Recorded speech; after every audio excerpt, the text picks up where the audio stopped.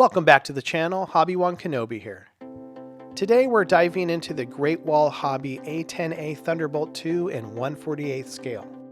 The kit comes with several decal sheets and 3 pieces of photo etch, along with a ton of bags filled with sprues.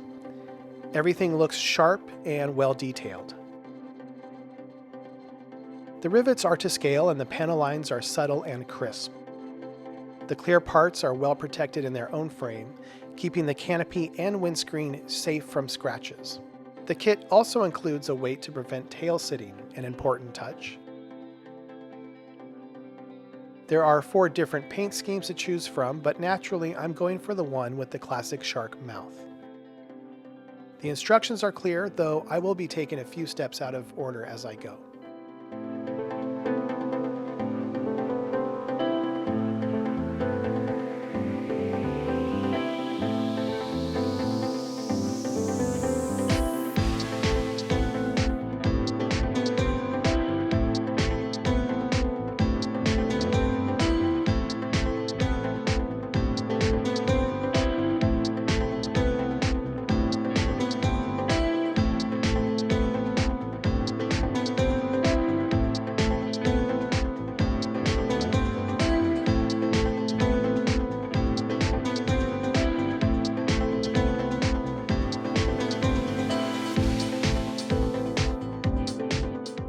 Right off the bat, I knew I wouldn't use the kit's provided heads-up display. It's one solid piece of clear plastic, and while it has some raised detail for the painted portion, I could already tell that even with masking, it wouldn't have the look I was aiming for. So I decided to scratch build the frame for the HUD and create the 2 screens between it using clear plastic sheet. I used Tamiya liquid cement, the kind with the orange lid, to glue the small strips together. Tamiya thin cement would have been too aggressive and hard to control. I also built up the base below the HUD frame. Reference photos showed that this panel should be slightly elevated at the front, so I added small pieces of plastic underneath to replicate that.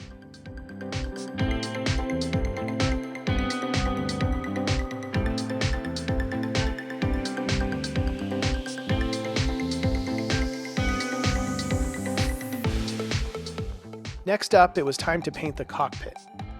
I mixed a few Tamiya paints to get a base color that closely matched the cockpit interior. Then I hand brushed NATO black onto the control panels. The detail on these panels is so crisp that 3D decals just weren't even necessary.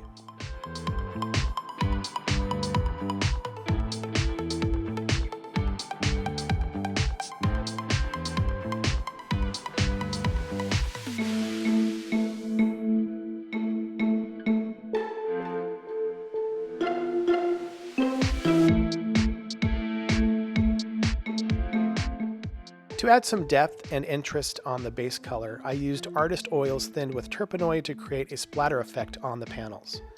The splatter drops helped break up the monotony of the base colors, giving the cockpit a more worn and realistic look. Then I picked out individual buttons and switches with gray and white.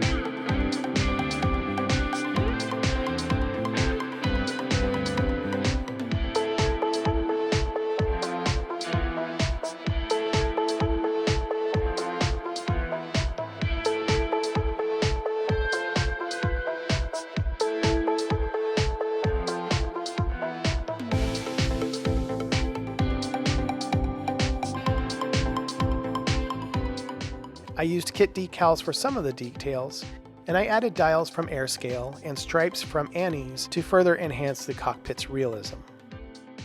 Once the painting and decaling were done, I coated everything with Mission Models gloss. For the wash, I mixed artist oils with Turpenoid to create a wash that added both depth and some subtle weathering to the panels.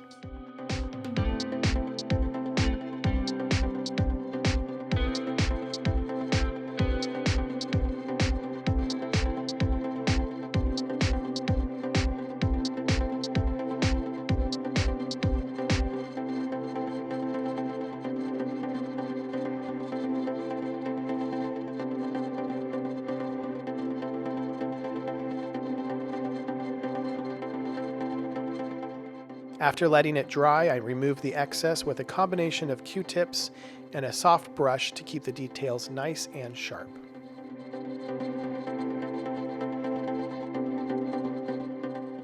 When I started painting the ejection seat, I realized that the kit seat just wasn't cutting it. The detail was lacking, so I rummaged through my stash and found a True Details resin seat that would work much better. However, the aftermarket seat didn't come with the ejection rails, so I had to add those myself using plastic beams from Evergreen.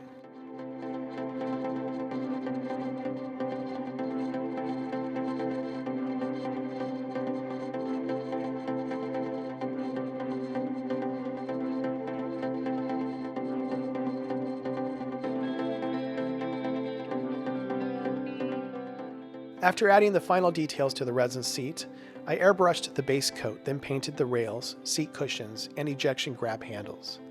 The seat was coated in gloss, and once dry, I applied an oil wash.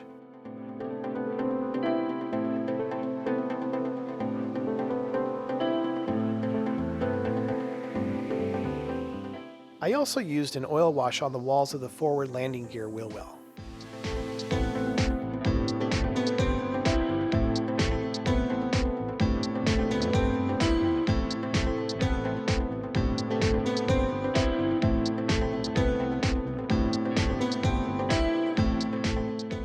With those details done, I was ready to glue the cockpit walls together and attach the control panel.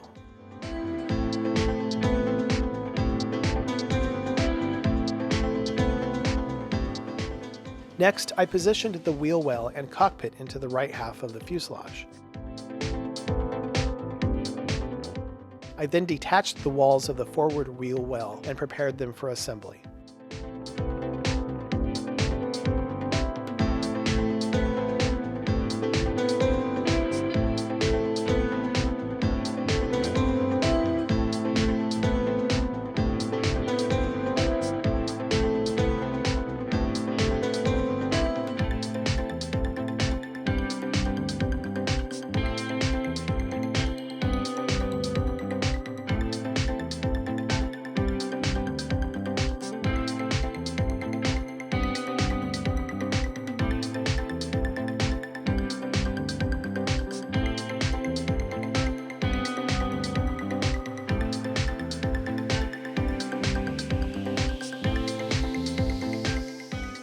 After that, I glued the two fuselage halves together using Tamiya extra thin cement.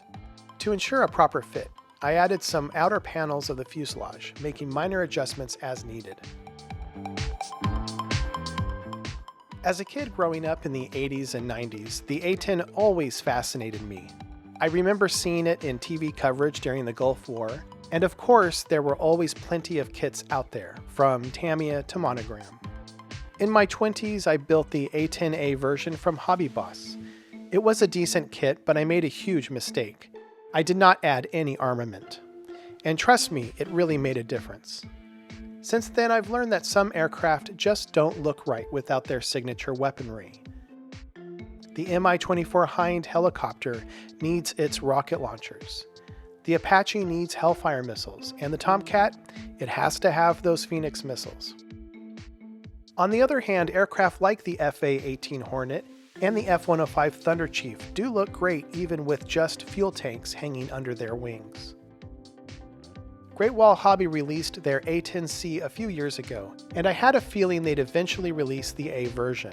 The C is a modernized Warthog, popular among modelers for its up-to-date features, but honestly, Its gray scheme just doesn't have the same punch as the iconic lizard camo of the early A-10s. So when the A-10C was announced, I knew it was only a matter of time before the A-10A would be released.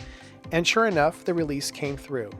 I did not waste any time. I hit the buy button within minutes of it dropping on Squadron's website. Well, that does it for this video. In the next A-10 build video, I'll finish the construction and start airbrushing the 3-tone European 1 camouflage. If you enjoyed this video, please like and subscribe, and I'll see you in the next one. Bye.